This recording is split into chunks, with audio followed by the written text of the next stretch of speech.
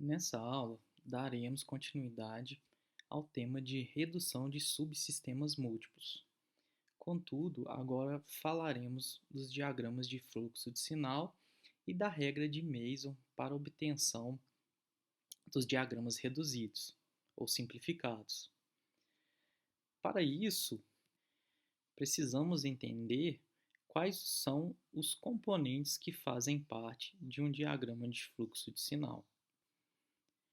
Em A, nós temos a representação de um sistema, em B, de um sinal, e em C, nós temos a representação tanto de um ponto de soma quanto de um ponto de ramificação. Observem que em V de S chegam a soma de R1G1 menos R2G2 mais R3G3.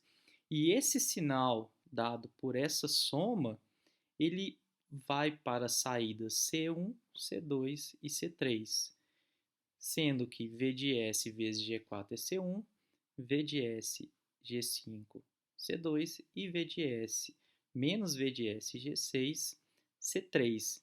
Dessa forma, essa representação, nós podemos ver que tanto um ponto de soma quanto um ponto de ramificação podem ser representados, por um sinal com suas devidas direções. Após aprendermos quais são os componentes de um diagrama de fluxo de sinais, analisaremos exemplos de conversão do diagrama de blocos em diagramas de fluxo de sinais. No primeiro exemplo, nós temos um diagrama de blocos que representa a conexão de 3 subsistemas em cascata. Logo à direita, nós temos a conversão desse diagrama de blocos em um diagrama de fluxo de sinais. Observem que nesse diagrama são representados os sinais que aparecem no diagrama de blocos antes da redução. Por questões de simplicidade, nós chamaremos esses sinais de nós e a conexão entre esses dois nós, que são os sistemas, de ramos. Logo abaixo, nós temos o diagrama de blocos, que representa a conexão em paralelo de 3 subsistemas. À direita, da mesma forma, o diagrama de fluxo de sinais obtido a partir do diagrama de blocos desse sistema em paralelo antes da redução. Observem que no sinal CDS eu já poderia haver uma ligação direta de R de S com CDS por meio de G1. Da mesma forma, eu poderia ter a conexão direta de R de S para CS nesse segundo ramo por meio de G2 e, da mesma forma, utilizando G3 para a conexão entre esses dois nós. Essa simplificação, embora possa ser feita, ela não deve ser utilizada de forma deliberada. O exemplo abaixo ilustra isso, em que nós temos um sistema conectado, de forma a realimentar esse processo, em que aqui nós temos a função de transferência, aqui a função de transferência do ramo de realimentação, e aqui um ponto de soma. Entre esse ponto de soma e a entrada, nós temos um ganho unitário. E por que não escrever R de S no local de E de S? Não podemos fazer isso porque o sinal E de S é um outro sinal. Ele não é o sinal de entrada. O que entra no ponto de soma é o sinal R de S mais o sinal que vem do ramo de realimentação. Por isso, esse ramo de ganho unitário serve para esse tipo de representação. Recapitulando, em alguns casos é possível fazer essa ligação direta, em outros não, pois pode gerar um erro de interpretação do diagrama de fluxo de sinais.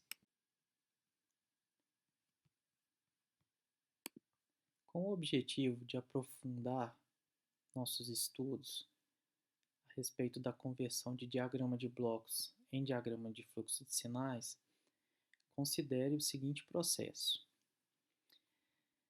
Antes de fazer a conversão do diagrama de blocos para o diagrama de fluxo de sinais, a primeira coisa que deve ser feita é identificar quais são os sinais presentes nesse sistema.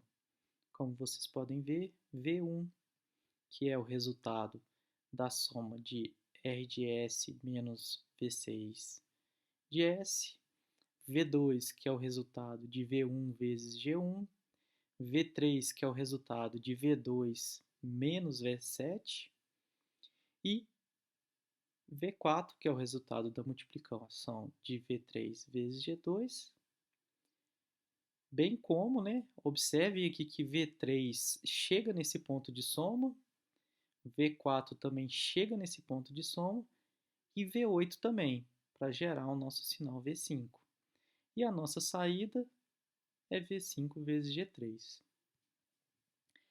O nosso sinal V8, que nós mencionamos para esse ponto de soma, ele é o resultado da multiplicação de C de S vezes H3 de S. Da mesma forma, o sinal V7 é o resultado de V4 vezes H2 e o sinal V6 é o resultado de V4 vezes H1. Feito isso, devemos escrever todos os nós desse processo, independente da simplificação do ganho unitário, para os casos em que eu posso simplificar o diagrama de fluxo de sinais. A partir disso, eu devo fazer as conexões dos ramos, ou dos sistemas. Então, observe que entre R de S e G1 e o sinal V1, nós temos aqui um ganho unitário que me auxilia a fazer a soma de R de S menos V6 de S no nó V1. Do nó V1 para o nó V2, eu tenho o ramo de G1, de V2 para V3 da mesma forma, eu tenho um ponto de soma, então aqui eu vou fazer a soma de V2 menos V7 no ponto V3 e assim sucessivamente. Observem que até o momento não foi feita nenhuma simplificação. Num segundo momento, observem que em alguns pontos foi possível fazer uma simplificação. Nós não tínhamos o sinal V2 aqui, esse sinal V2 foi simplificado. Nós não tínhamos um sinal V8 nesse ramo, esse sinal V8 ele foi simplificado, bem como os demais ramos de realimentação. Agora que estamos ambientados com a escrita dos diagramas de fluxo de sinais, nós faremos algumas definições que nos permitirá usar a regra de Mason para a obtenção das funções de transferência de forma sistemática. A primeira definição é a de ganho de laço ou ganho de malha. O que é um ganho de laço ou ganho de malha? É o produto dos ganhos dos ramos encontrados ao percorrer um caminho que começa em um nó e termina no mesmo nó. seguindo o sentido do fluxo de sinal, sem passar por nenhum outro nó mais de uma vez. Então, como exemplo, né, de ganho de laço, considere esse sistema aqui abaixo, em que os ganhos de laço desse sistema são, observem que eu saio de V5, vou para V4, no sentido do fluxo de sinal, e volto para V5. Então, o meu ganho de laço dessa parte do meu processo é G2H1. Nós temos ainda mais 3 ganhos de laço, ou ganhos de malha, que é V3 saindo para V2 e voltando para V3, então G4H2. Tenho também saindo do nó V3 para V2, indo para o nó V1 aqui por cima e voltando para V3, G4, G6, H2, H3, perdão. E eu tenho também, né, saindo do nó V3, indo para o V2, indo no V1 por G5, voltando por H3. Então, eu terei G4, G5, H3. Definiremos também o ganho de caminho à frente ou ganho de caminho direto, que são o produto dos ganhos encontrados ao se percorrer um caminho no sentido do fluxo de sinal a partir do nó de entrada até o nó de saída. Então, nós temos aqui nesse sistema, para exemplificar, 2 caminhos. Um caminho que passa por G1, G2, G3, G4, G5 e G7, que é esse caminho direto. E eu tenho o caminho que passa por G1, G2, G3, G4, G6 e G7. Observem que eu saio da minha entrada e vou para a minha saída somente em uma direção do fluxo de sinal. Os laços ou malhas que não se tocam são os laços que não possuem nenhum nó comum. Por exemplo, se nós analisarmos os laços que foram definidos, nós observamos que G2H1 não possui nenhum nó comum com G2H2, nem com G4, G6, H3, nem com G4, G5, H3. Olhem, V4 não toca V3, então por isso G2H1 não toca nenhuma dessas malhas mencionadas. Os ganhos dos laços ou malhas que não se tocam são os produtos dos ganhos de laço que não se tocam tomados 2A2, 3A3, 4A4 e assim por diante. Como no nosso exemplo nós temos que essa malha não toca nenhuma dessas 3 malhas à direita, nós faremos o produto delas tomados 2A2.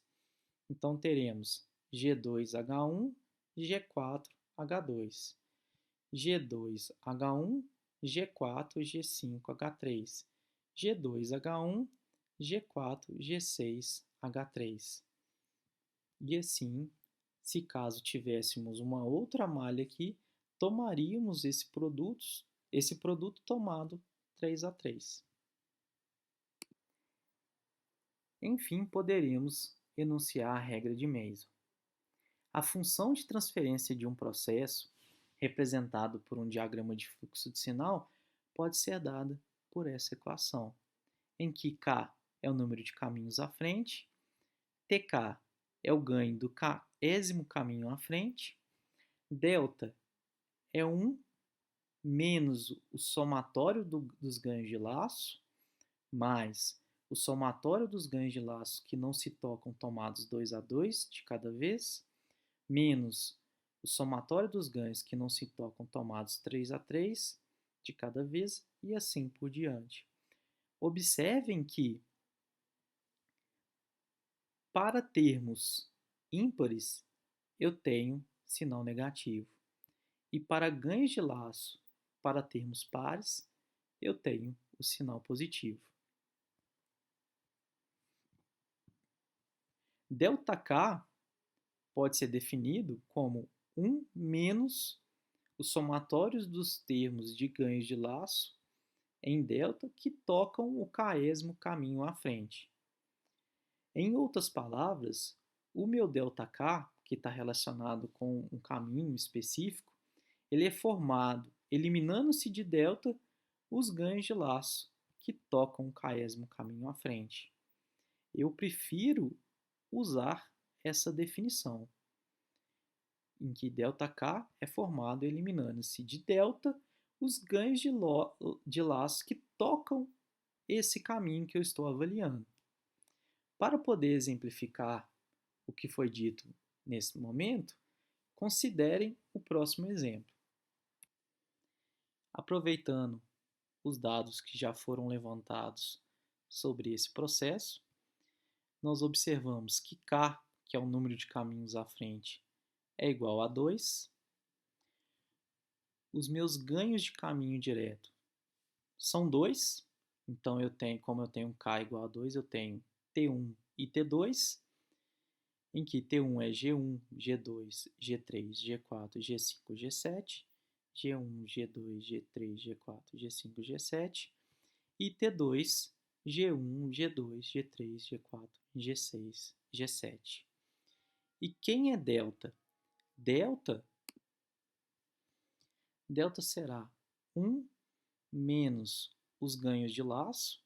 Então, eu tenho G2H1, G2H2, G4, G5, H3, G4, G6, H3, todos com termos negativos. Agora, para o caso de produtos tomados 2 a 2, eu tenho sinal positivo, então eu tenho G2H1 vezes G4H2, G2H1 vezes G4, G5, H3 e G2H1 vezes G4, G6, H3. Todos positivos. Eu não tenho, ganhos que não se tocam tomados 3 a 3, então eu interrompo a escrita do meu delta nesse momento.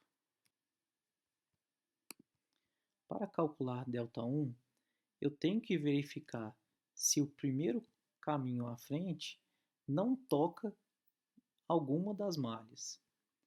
Como esse caminho toca todas as malhas, quem será o meu ΔI? Meu ΔI será delta menos os ganhos de laço que tocam esse caminho. Como todos os ganhos de laço tocam esse caminho, o meu ΔI será igual a 1. Da mesma forma, ΔI será igual a 1, pois todos os ganhos de laço tocam o meu caminho 2. Utilizando a regra de Mason, eu tenho que G de S será o somatório de TK ΔK sobre delta. Para K igual a 2, eu terei T1 ΔI mais T2 ΔI dividido por delta. Fazendo essa continha aqui, nós teremos a nossa função de transferência de forma sistemática. Uma outra forma para poder utilizar os conceitos anteriores, que facilita a nossa análise, é enumerar os nós. Com isso, seguindo a definição de caminho direto, em que eu saio da entrada e vou para a minha saída em somente uma direção, nós teremos que esse sistema tem 3 caminhos diretos, o que vai de 1 para 2, 2 para 3, 3 para 4, 4 para 5 e 5 para 6, o que passa de 1 para 2, 2 para 4, 4 para 5 e 5 para 6, e o que passa de 1 para 2, 2 para 3 e 3 para 6. Com isso, o meu primeiro caminho será G1, G2, G3, G4, G5. O segundo, G1, G6, G4, G5 e o terceiro G1, G2, G7. E quem são os ganhos de malha desse processo? Lembrando da definição, os ganhos de malha são os produtos dos ganhos que saem de um nó e voltam para esse nó no mesmo sentido do fluxo de sinal, sem passar por esse nó por mais de uma vez. Então, seguindo a definição, nós temos a malha, 4 malhas, sendo que a primeira malha sai do nó 4, passa pelo nó 5 e volta pelo nó 4. Então, menos H1, G4. A próxima malha sai do nó 2, passa pelo nó 3, vai para o nó 6 e volta para o nó 2.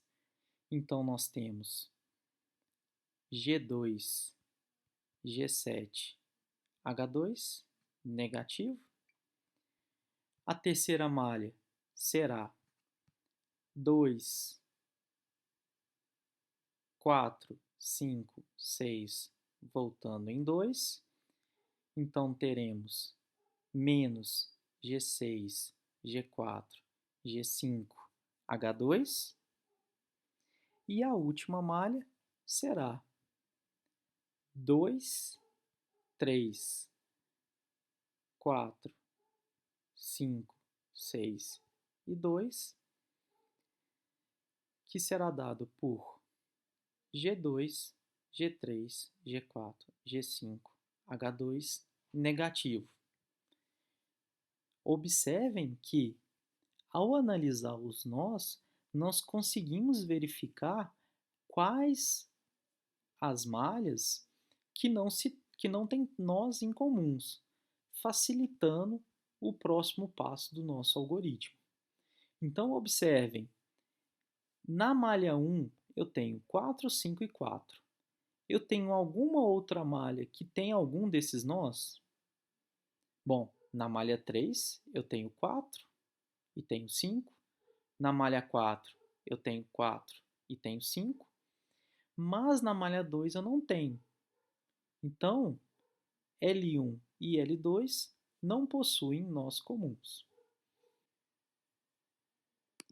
Nesse sistema, delta será igual a A1 menos o somatório dos ganhos de laço, ou ganhos de malha, mais o somatório dos ganhos de laço tomados 2 a 2 de cada vez.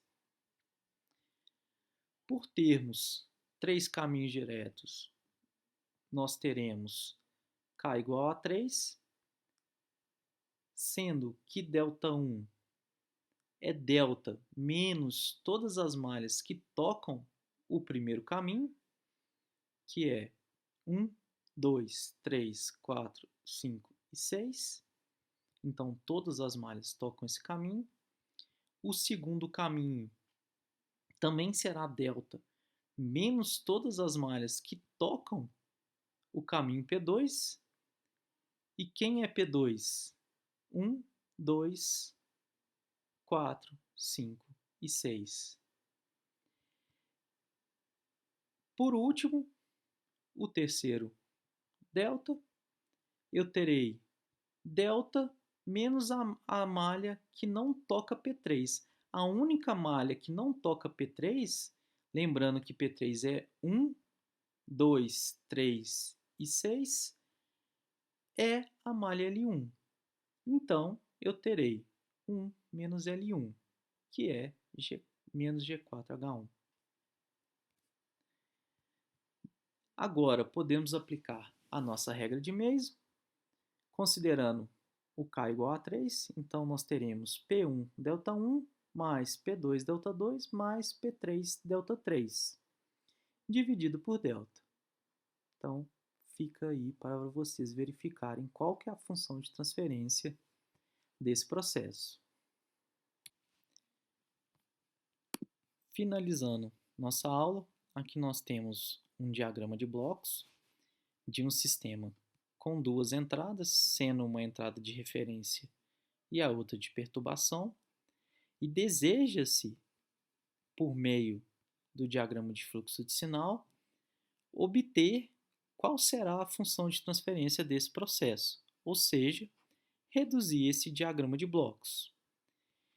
Vocês devem observar que, como eu tenho duas entradas, né, uma de referência e outra de distúrbio, o nosso processo será composto por duas parcelas, sendo que a saída terá uma contribuição referente à referência e também uma outra contribuição referente à perturbação.